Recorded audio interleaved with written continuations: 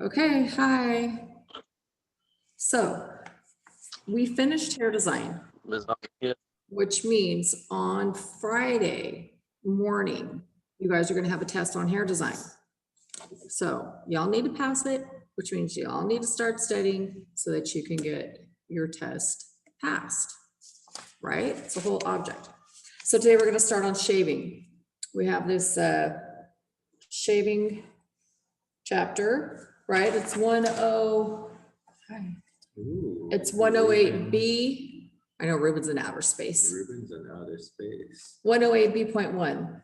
Okay, that's what we're gonna start with. Nick, you look Right freezing. Is that Nick? That's it doesn't Nick. Look like Nick. Nick, Junior, turn your camera on. Do you want something from David? No, I gotta go to the doctor. I thought it was on. Hold on.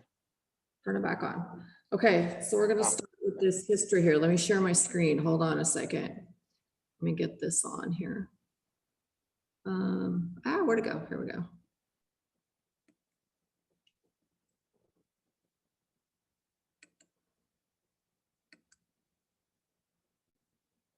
Okay, there we go. So, little history on shaving here. This is our new chapter. Remember, Friday morning is your hair design test. Be ready for it. This is our shaving test here, or not test, but chapter. So throughout history, facial hair or its absence of facial hair has been closely associated with a man's image. Right? Why it's important to the barber is to know how the client sees himself. Aside from expressing personal style, groomed facial hair can A, enhance balance or conceal facial features, B, create the illusion of a stronger chin or jaw, hide birthmarks, blemishes, moles, etc., and give a more mature or masculine appearance. Facial trends change. They go through phases of popularity. Although grooming and shaving are standard or standalone services, sometimes they go with a haircut. So these are some of the things.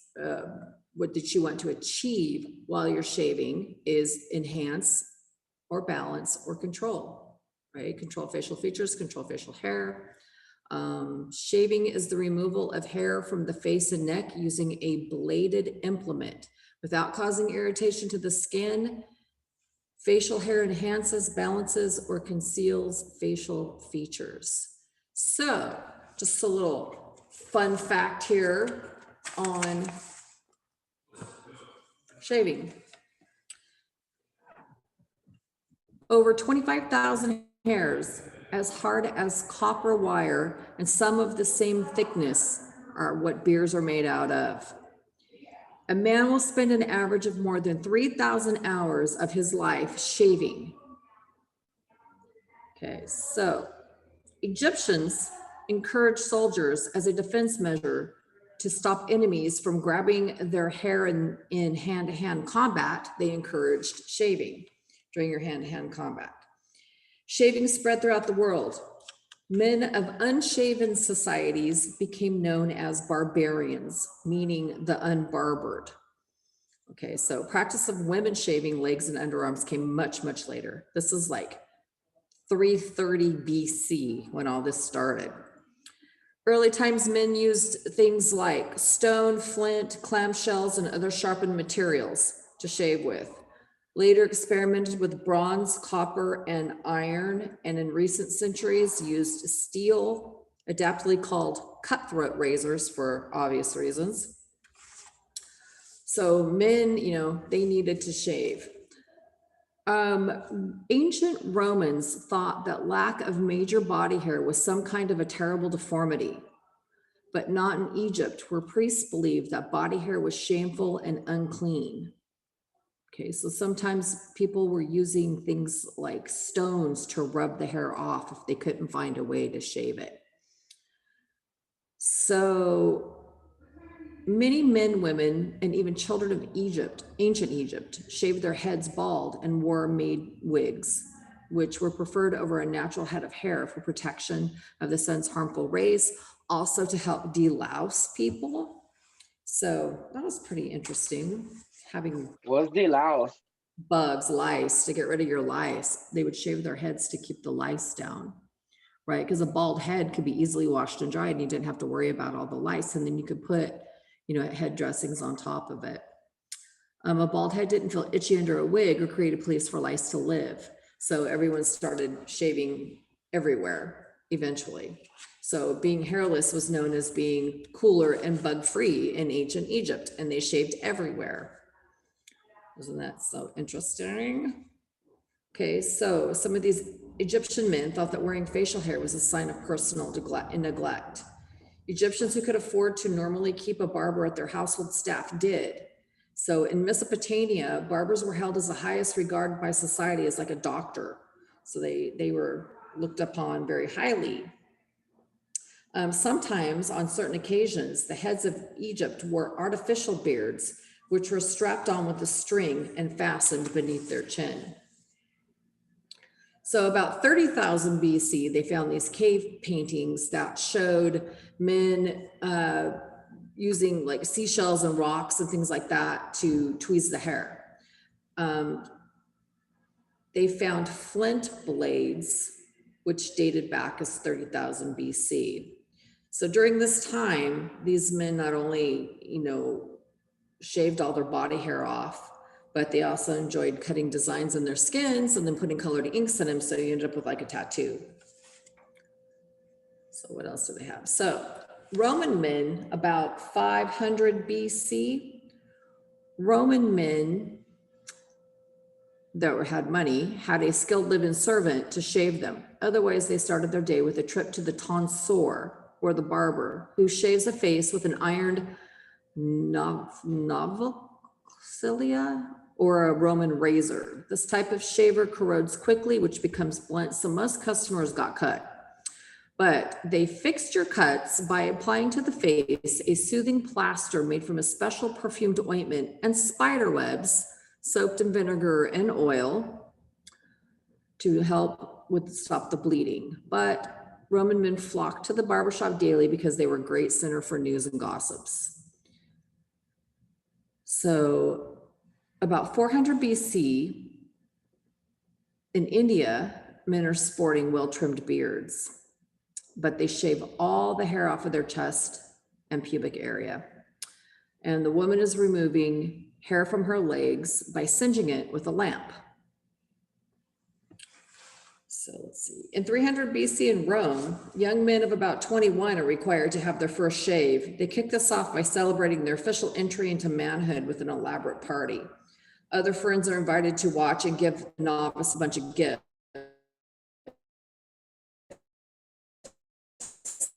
Only soldiers in the ordeal.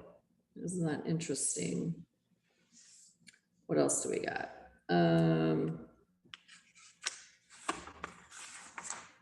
Let's see. So in about 1847, this guy named William Henson created the first hoe razor, which placed the blade perpendicular to its handle, just like a garden tool.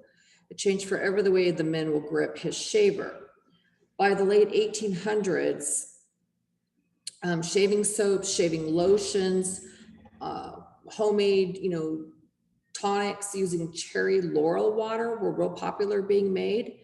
But these Camphey brothers filed a patent for the first safety razor, featuring a wire skin guard along one side of the blade's edge. Only one side of the blade is used, so they had to remove it for sharpening. And in 1895, King Camp Gillette, that name should sound real familiar, Gillette, right? A salesman for the Baltimore Steel Company comes up with the idea for a new type of disposable razor blade. Over the next 6 years, he promotes and sells his ideas to backers and tool makers in order to make his dream shaver a reality. So in World War I, it became a standard issue in all of the enlisted men's kits when they went to war that they got a razor. So that was pretty interesting. I thought that was kind of a little interesting history. Hey, Bunch more. I don't think the slides are moving. I Slides aren't haven't moving on my phone. moved them yet. I was just reading the questions that I found. Yeah. So now see. we're going to move them. So by hearing all that history, right? So men have practiced grooming and shaving for disease prevention, religious beliefs, local customs or laws, and an expression of fashion or style. There's even references in the Bible to shaving. I actually found a couple of them.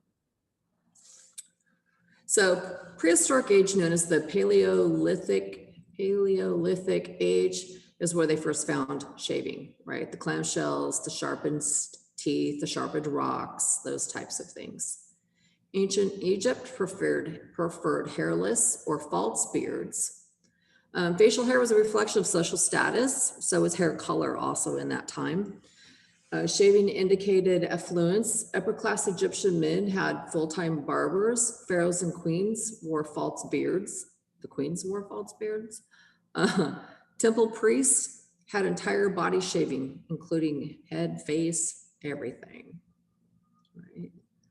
During the Middle Ages, the knights had beards, but the clergy were clean shaven.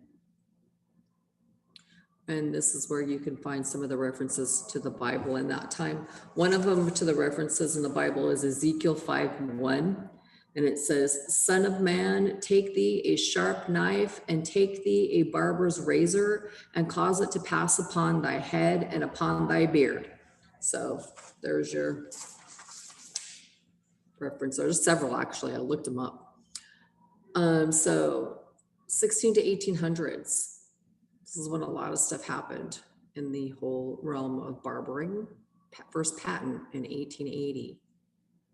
The 1900s, early 1900s, beards were believed to carry bacteria. So the 1900s, you got clean shaven. In the 1950s, ghost teeth came out, and then you've got the chevron mustache. Yeah, those are always strange. Oh, never mind. I'm not gonna say that. Never mind. Okay, so beards are back.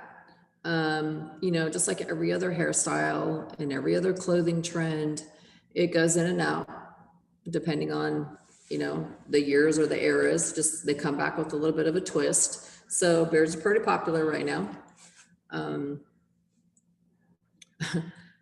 Men with full beards seen as more attractive, healthier, better at parenting, and more masculine in 2013. That's what people believed. Okay. So what do you need to know about these beards? Well, research different facial hair trends throughout history and see if you can determine what factors might have influenced different trends. You know, what was going on during history that was happening where people were getting different types of beards. So when we're looking at someone, when they come in and they say they want to shave or they want their beard trimmed, right? Shaving is super specialized. It requires that you know the facial features, you know the bone structure, you learn about the skin and the skin texture, hair growth, face shape. There's a lot of things that we have to take into consideration here. So let's talk about these face shapes. So facial hair design. I'm sure you've all seen people who have like a goatee and you're thinking that they have it cut too round for their face shape, or they have it cut to something too square for their face shape. You can actually change the way people look, you know, with a hairstyle and a beard. It changes the whole perception of that face shape. Gives it illusion, creates an illusion. There we go. So we'll start with an oval face shape. This is considered to be the most ideal face shape out there. There's what, 7 face shapes? I think there's seven face shapes. If you have the oval face shape, you can wear your hair and your beards any way that you want. Of course, more angular is considered to be more masculine, where more rounded is considered to be more feminine. But depending on the face shape, you may need it to be more rounded to look more masculine. So oval, again, is the ideal face shape. How do you figure out if someone has an oval face shape? Look at their hairline, look at their jawline, and then look right like in the cheek area. So you're gonna just kind of outline the face like this, and that's where it's gonna tell you the shape of the face. So you're gonna analyze it from the top section, the middle section, and the bottom section. That's known as 3-sectioning. That's the way that you measure a face. What that's going to do is tell you the different shapes. So oval, you know, it's kind of rounded, kind of an elongated round, you know, it's oval. That's considered to be the ideal face shape. When we move over to the round face shape or the square face shape. The round one in this area in here, it's going to be more round. And up here in the forehead, it's going to look more rounded. And right here, you're going to see the roundness in the jawline. The whole idea on that is to make it look more slimmer, to try to make it look more angular or more ovalish so that it doesn't have such a roundness to it. The square face shape, where you're going to be able to tell if it's very square, is going to be in the jawline back here in the corners. And it's going to be real straight right here on the sides. And then it's going to be right up here in the hairline. You're going to have a nice strong look across there also like a square, right? So the whole idea on that is to make it appear slimmer. So not so square, not so masculine, not so, you know, square, right? That's what we don't want to do.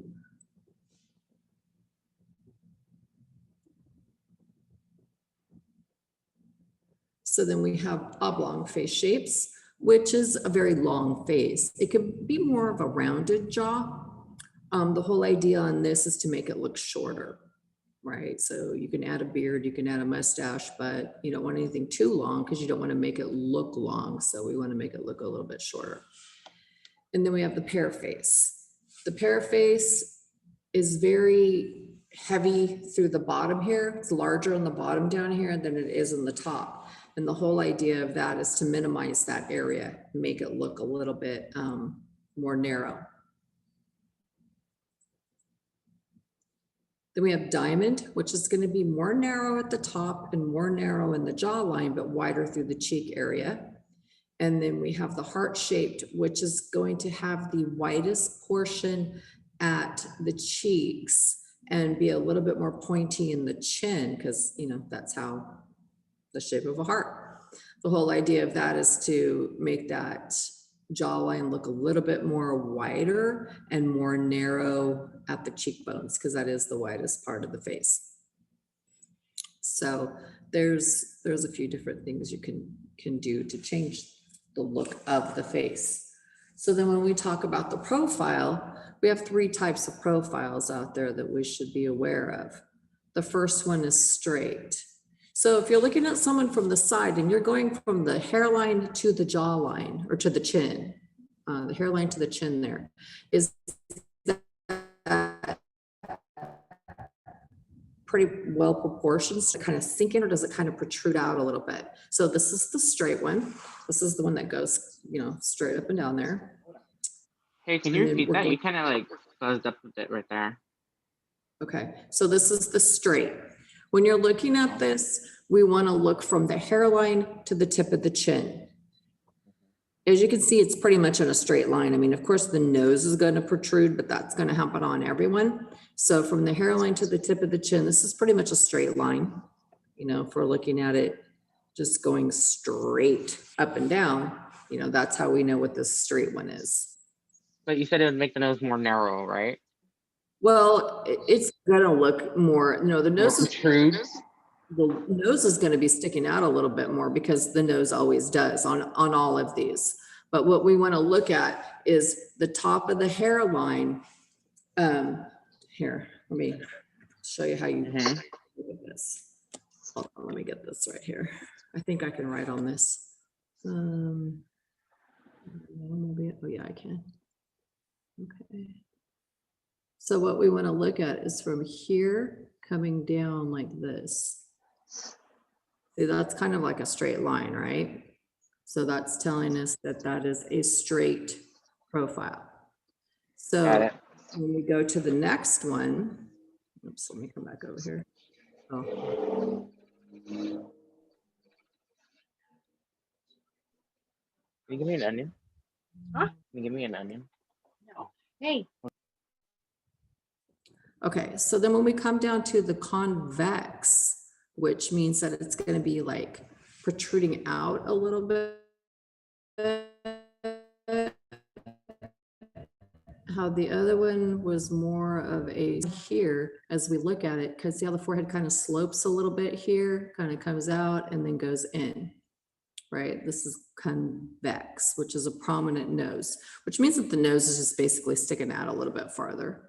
If we look at it like this, when we come down this way, it kind of comes out a little bit more before it goes in. And that's what the convex one does. It just makes that stick out just a little bit more. So the whole thing with that is that we want to make the features more proportionate, right? So if this chin was receding in a little bit back in here, we want to make sure that we put a fuller beard there to hide that. And then when we have the concave one, see how this one's sort of, whoops, I hit the wrong one, hold on. I was trying to write on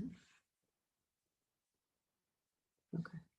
So when we're on concave, see how this sort of like comes in a little bit in here? It's not just straight, like coming down straight like this. See how it sort of comes in a little bit? That means that it's concave.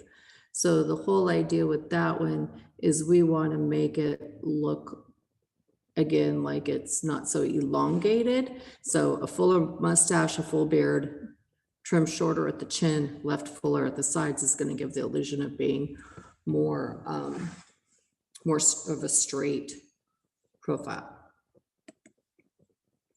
So those are three profiles that we have. Oh, then we have angular, which is just someone that has really strong features, combination of a protruding jaw and a sloping forehead. So close cut features will help with that, and very square beard looking on them. So in order to kind of figure out also with that, we need to know the bones of the face. Okay, some bones will protrude. Some are gonna, be different shapes, of course. So we need to know which one they are. What about Adam's apple that sticks out a little bit more? Or what about a occipital bone that sticks out a little bit more? So, I mean, you're going to need to know about that when you cut hair too, because that's going to make a difference in the haircut. It's going to make a difference in the beard shape. If you know where these bones form and how they come together, you'll be able to kind of figure out where you're at. And Julian and Lugo, you guys are turning your camera on.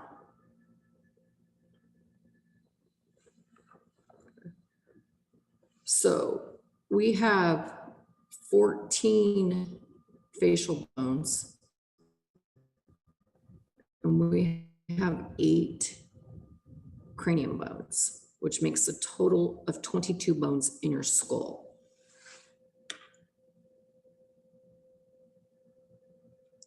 So when you said we had 14 facial bones, we're not touching all of those during a shave. So we do have to know all 14 of them for the state board test, but when we're shaving, we really don't need to know all 14. We just need to know these 3 bones right here, which actually become 5 because there's one on each side of some of these.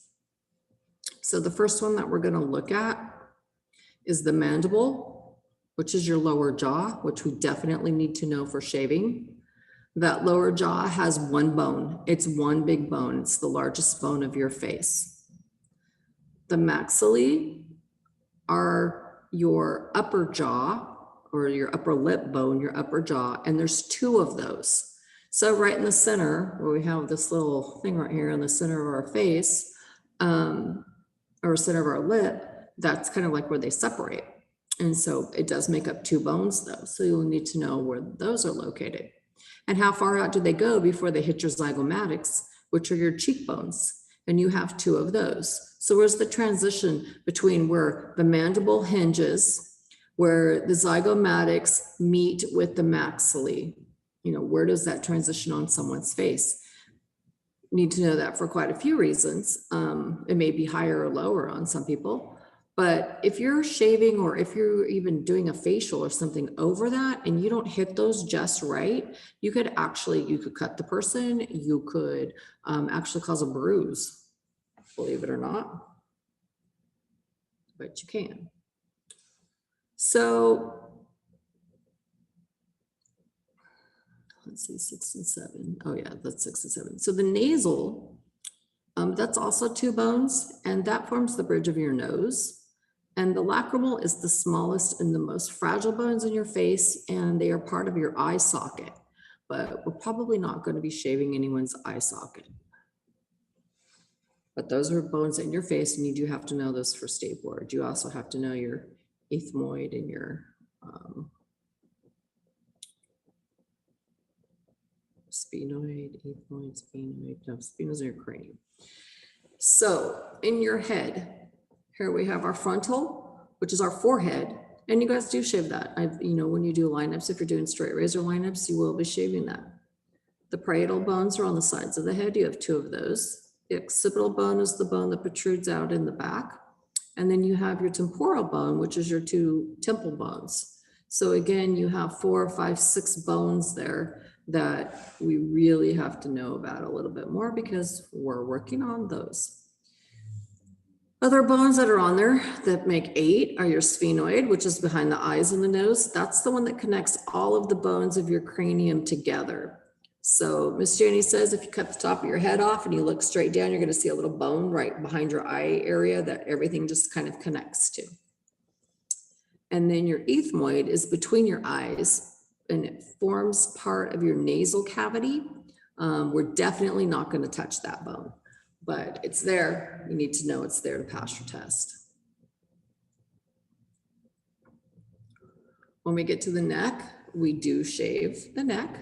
So we have the Adam's apple, also known as a hyoid.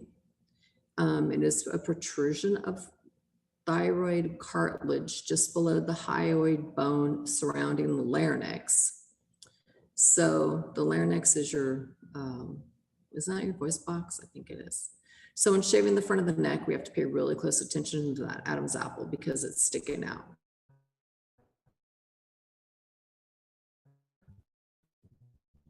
And if you do shave on a cervical vertebrae. So yeah, that's all in anatomy also, but it's important to know where they're at when you're going to be working with clients so you can get better results.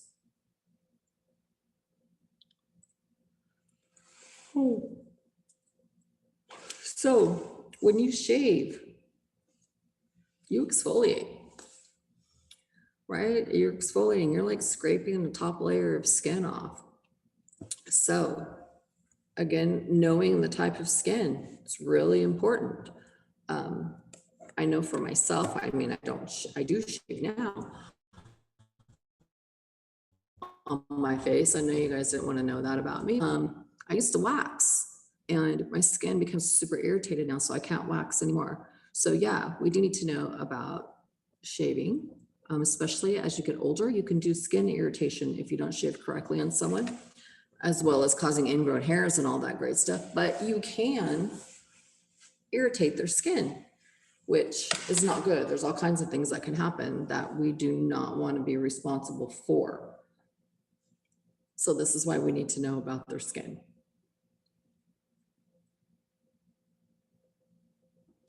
Okay, so people do have moles. People have ingrown hairs. People have scars. People that are fair-skinned get really easily irritated. So if someone has a mole, you want to avoid it, right? Stretch out and lightly shave flatter moles, but don't go over the larger ones, of course. Okay, ingrown hairs, if someone is real prone to that, you want to do only with the grain shaving and some short, even strokes. Maybe shaved over if you can stretch the skin very flat, move the razor along. But if you have ingrown hairs, there's pus in there. So you're probably going to end up with a little bit of blood if you're not careful. And then you have to do like the whole blood exposure. So Yeah, most people that have ingrown hairs too, they don't really want to have a straight razor shave.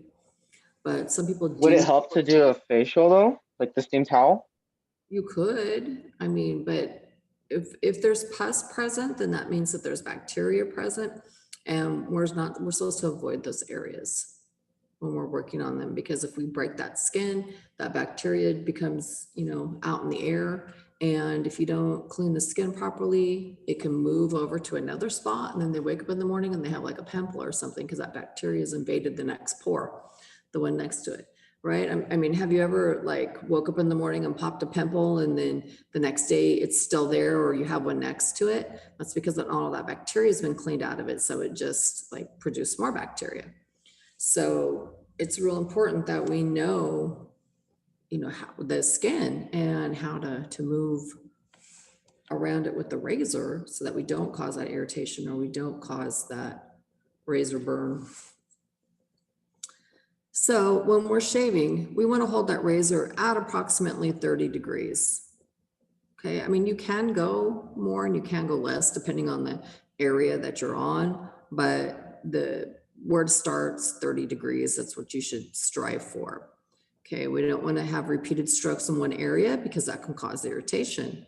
We want to keep the skin well lubricated with cream and lather. Now, I know that dry shaving, that's a thing. I know it's a thing. Certain people like it, just like certain people like to have their hair cut dry, where other people like to have their hair cut wet. So I do know that it is a thing, but do check the client's skin before you start and make sure that, you know, it's going to be okay to do it that way. I mean, I wouldn't just start out shaving someone dry. I think it kind of hurts. Okay, so don't shave over red, blood, any of that good stuff. So people do have like thicker skin and thinner skin. So if someone has thinner skin, it's easier to be cut or split during shaving, right? So you want to use a really light touch and go with the grain.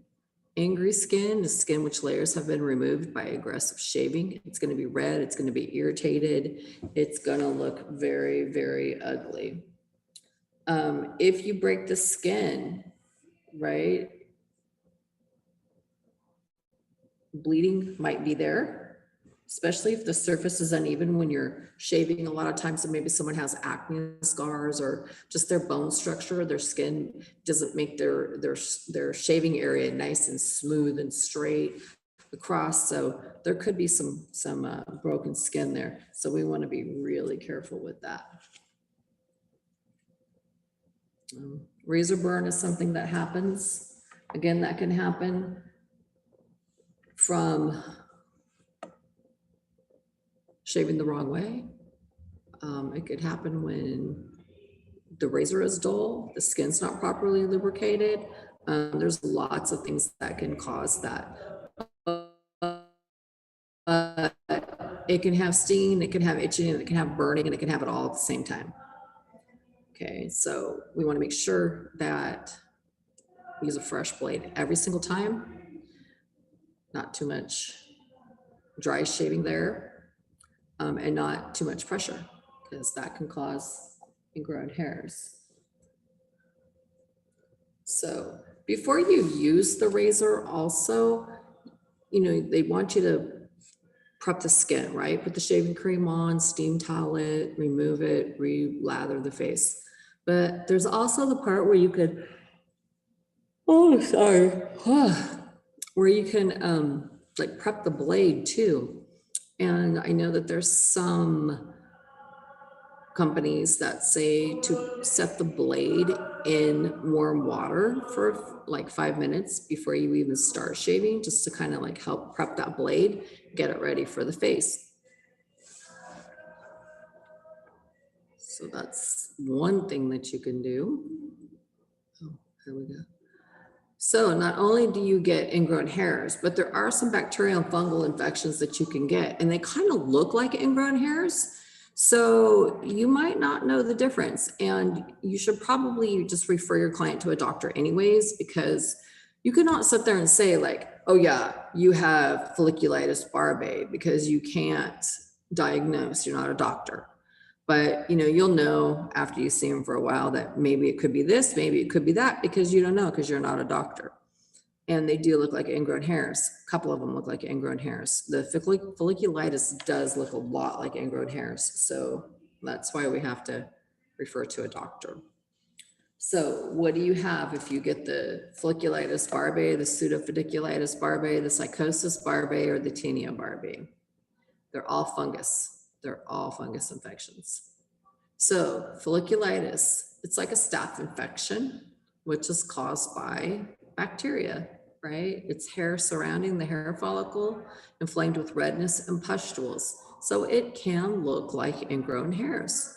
We want to refer the client to a doctor. They'll give them an oral medication or a topical medication to put on that to help with the infection, or both, depending on how bad it could be. That looks like herpes. It does not. It looks like a rash. You have your pseudofolliculitis barbae, which is the razor bumps, which gives you ingrown hairs. That's the fancy name for it. Ingrown hairs is pseudofolliculitis barbae. So it's a reaction, results in ingrown hairs. It can be an inflammatory condition, so it can be swollen, it can be painful, it can have pus, it can itch, it can burn, it can sting, it can do all of that stuff all at the same time. So we want to make sure that we do have a sharp blade and we are prepping the skin properly. But again, if it persists too much, send them to. What was that? What are you looking for? How would you get rid of that? I'm sorry. Yeah, getting rid of that is tricky. One of the things that you want to make sure that they do is exfoliate in between shaving, because, a lot of times as the hair starts to grow out of that follicle, something might be blocking that follicle so that the hair cannot grow, out. If it's curly hair, you're going to be more prone to ingrown hairs anyway, because curly hair doesn't grow straight, right? It kind of grows in the C pattern, the S pattern. So one of the main things to just make sure to do is just to keep that follicle open so that the hair can grow out. If it's really bad, go to the doctor. I mean, Yeah, that looks gross. yeah. Unfortunately, there's some people who just go to the doctor. Yeah, but there's some people that get that like every time they shave. So Is it because they shave and they don't like wash their neck and face and then they get that? Or they just get it? well, that could It be means like the direction of how they shave, right? it could be the direction they shave, and it just could be their hair, the way that their hair grows. Some people do get prone to that. It could be the direction of shaving. It could be not proper cleansing. It could be the type of razor that they're using to shave. Yeah, there's a lot of different reasons why that could happen.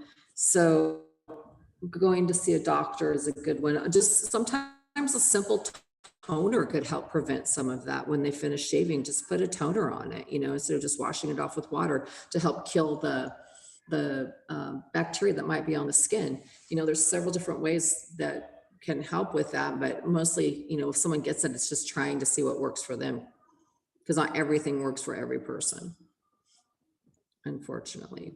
This one is kind of yucky. This is Psychosis barbae, which is a chronic inflammatory infection, which basically just looks like huge ingrown hairs or huge like pustules, which are like pimples that never form pus at the tip of them, but they're usually large and kind of like scabby looking like that. That one definitely has to go to a doctor. Well, they all need to go to a doctor, but That looks infected. yeah, if somebody was to come in and say that look like that and say, hey, I need to be shaved, I'd be like, no, you need to go to a doctor. He was so Yeah. Because that's You look infected, Rini. yeah, that one. You are infected. Don't start. Okay, so this right here is tinea barbae. Tinea is the technical term for ringworm. So ringworm is an infection, basically. It's fungus, and it's a fungal infection. So this can appear anywhere, not only on the beard area or the face and the neck. You can get it anywhere on your body, but because it says barbae after the word tinea, that means it's on the beard. If it was like tinea manis, it would be on your hands. If it was like, tinea capitis, it'd be on your head, or tinea pedis, it'd be on your feet. So because it says barbae, it's on your face. Definitely have to go see a doctor for this. It's ringworm. That guy actually has a really bad case, because most of the time, if you see it, well, the ones I've seen, they just look red. They don't have like that pus looking on it. So that's really bad. But, if it doesn't look normal, don't do it. Be safe. Don't be sorry. You can just let them know that, like, yeah, that's kind of gross, not saying it like that to your client, but just saying, I'm not sure. You need to see a doctor. I'm sorry. Yeah, I don't want to cause any harm to you. I'm not exactly sure what it is. So I'm just going to refer you to a physician until we get this cleared up for all of our safety, for everyone's safety. So encourage our clients to go and see a doctor The what? ASAP. Yeah, I don't know if you'll say it like that. But these, Encourage our clients to go see a doctor ASAP. well, yeah, you can say that, that Can you hear me? right. You need to go to the doctor. Okay, so these are some other things you might run into. Okay, you might run into vesicles. Vesicles are like little baby water blisters. A lot of times they're caused from things like poison ivy.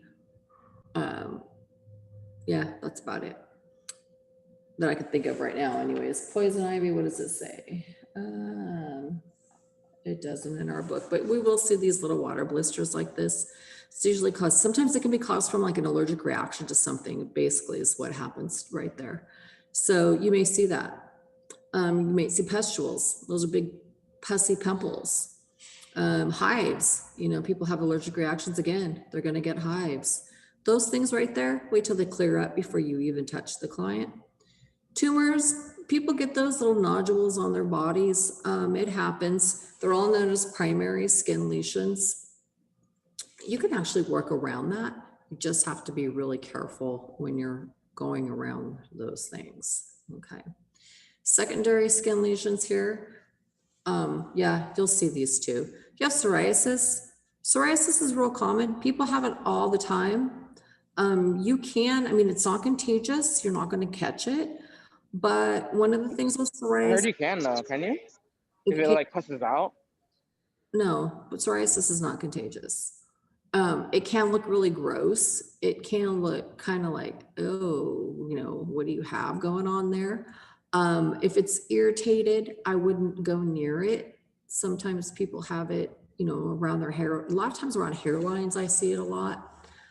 Just be the judgment on that. Use your best judgment on that one. Because if it's broken skin, we're not going to touch it.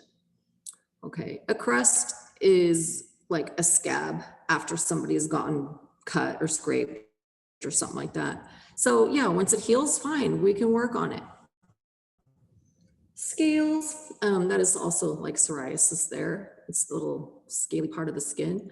Again, what's the skin look like? These things here are not contagious unless there's infection involved. These things are not going to hurt you, but we're not going to do anything until they heal. Excoriations it's like a scrape, like a rug burn or a road rash, something like that. Again, we're not going to do anything till that's healed. Fissures are cracks, so they're like cracked or chapped lips. So, we're not going to shave around someone who has, chapped lips. And then ulcers is just like an open wound. So again, we're not going to touch anything until these things heal.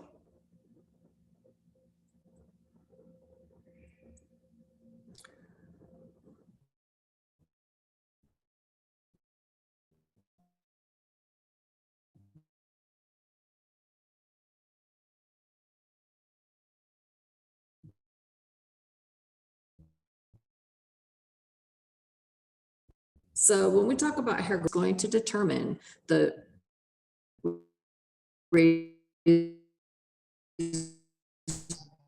Happen. position the shavings also are going to tell us whether our, is it better? I didn't hear what you said before position. Yeah, you completely like blacked out. Yeah, Oh. you're better now. Go ahead. Okay, so we've determined the client's skin, and we've noticed that they're okay to proceed with the shave. So now we're looking at the hair growth. Which direction is the hair growing, right? So that's going to help us determine the razor position, the shaving stroke, the direction that the comb and clippers are going to use if we're using those, any hairline shapes, and when the hair starts to grow out, is it going to stick out? Is it going to lay down? What is it going to do? So we've analyzed the skin. Now we're analyzing the hair growth, getting ready to do the shave. So there's some different things to look at when you're trying to figure out which type of hair or hair growth the client has. Okay, the thicker and curlier, our beards are always thicker and curlier than hair on the scalp. Sometimes they're even a different color. And they're usually a lot more coarse than the hair on the head.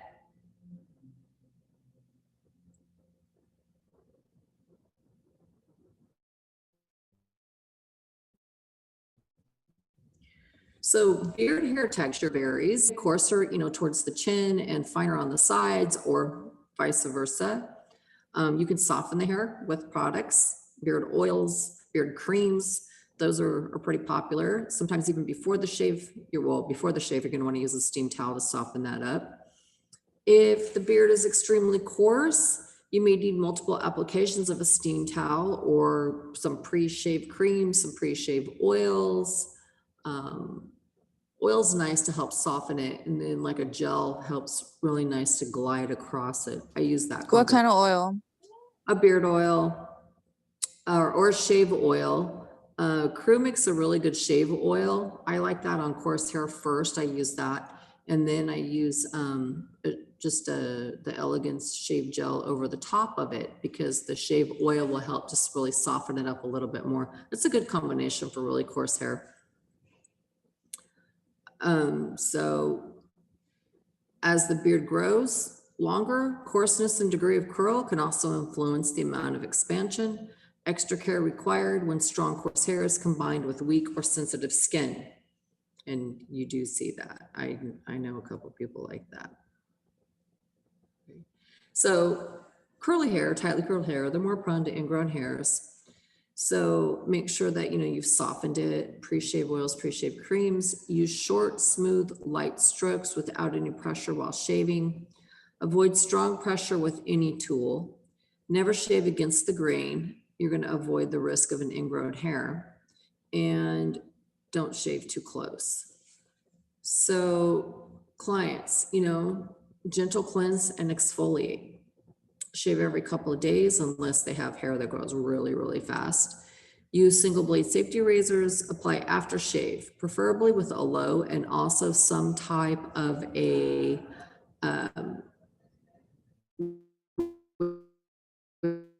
hazel, not an alcohol, because alcohol is ring and it can cause more skin irritation, especially right now with the way the weather is. We want to avoid skin irritation as much as possible. And that's something too with the weather, humidity versus the cold wetness that we have now outside, in summertime, like we may need to use different products for the skin, just depending on the weather. So hair color, here we go. So remember, lighter colors come forward, darker colors recede. The amount of contrast between beard color and skin, little contrast is less intense. Beard hair can be colored. It's a lot harder to color beard hair than it is to color hair on your head because it is coarser, so it makes it more resistant, but you can color beard hair. So basically what that's telling you is watch out the density, the color. The lighter color is going to look less than the darker color, but check out the density too, because you don't want it to look like they have a hole, especially if the beards don't grow evenly. Okay. So facial hair can be worn as a style statement or to enhance or conceal facial features.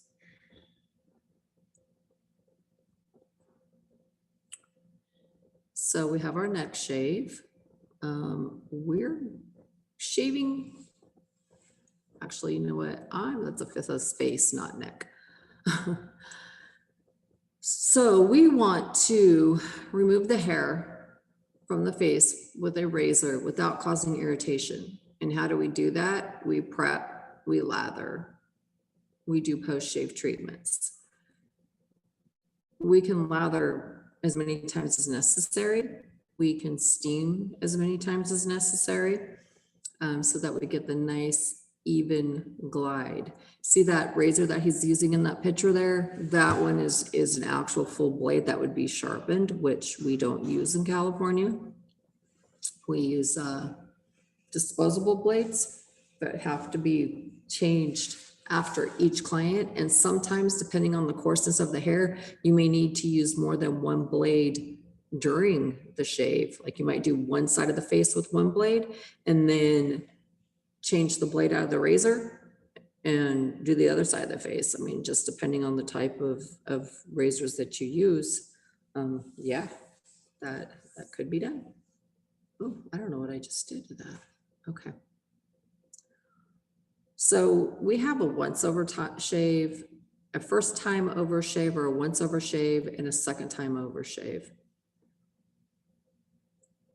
And this stuff you definitely need to know for working, for sanitation and disinfection, and for stay board. Okay, so we prep the face, we drape, we steam. And when you guys come to school tomorrow, we're gonna go over like how to do the draping and that type of stuff. Okay, so what does it do?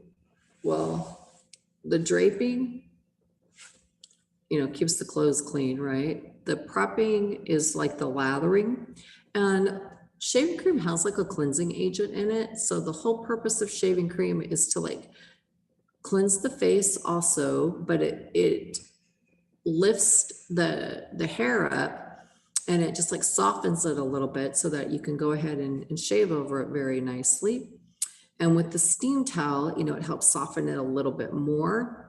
It stimulates your glands. So it could actually stimulate your sweat glands and your oil glands to give it a little bit more lubrication if it's really hot, that is. Okay. So our lathering is going to cleanse, soften, and position the hair upright. Okay, I'm going to stop with our lather because that's what we're going to work on tomorrow when we get here. First thing is our draping and our steaming and our lathering. And that's the first thing we're going to work on tomorrow. So don't forget to bring your dolls with the beards. Okay, put a reminder in your phones to bring the dolls with the beards, because that's what we're going to work on tomorrow. Okay, so do I have everyone still here? Yes. Alvaro, you're here. Julian, are you even I'm here. Hi, Snoop. Yeah, I'm here. Okay. All right. So remember, bring your dolls with your beards and your shaving stuff tomorrow. All right. So we're going to stop here. We're going to work on that tomorrow. So I'll see you guys bright and early, 8 a.m. Okay. Uh, Bye. Black coffee with a scoop of sugar.